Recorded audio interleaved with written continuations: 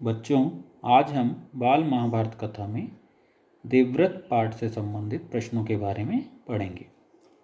पाठ का पहला प्रश्न है, किसने राजा शांतनु को अपने सौंदर्य और नवयौवन से मोह लिया?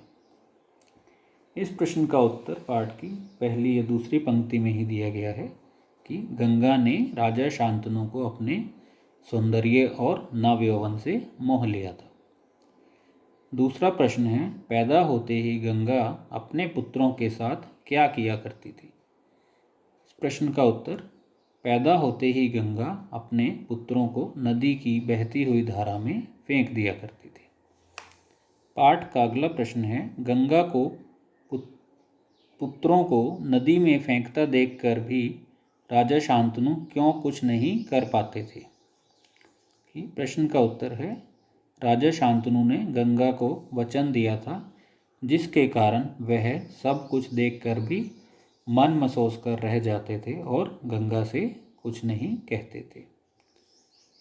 चौथा प्रश्न है, गंगा राजा शांतनु को छोड़कर वापस क्यों चली गई?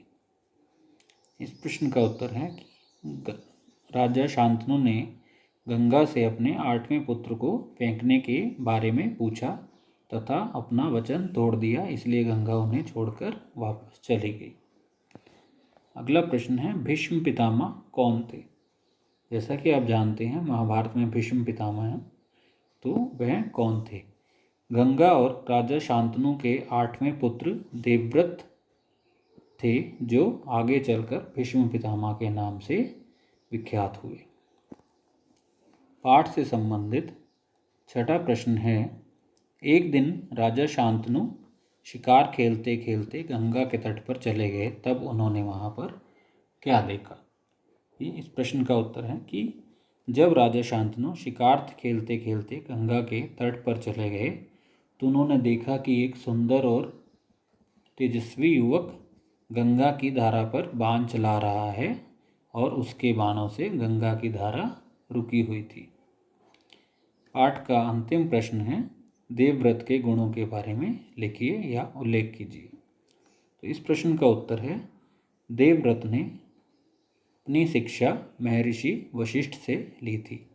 शास्त्र ज्ञान में शुक्राचार्य और रण कौशल में परशुराम ही उनका मुकाबला कर सकते थे।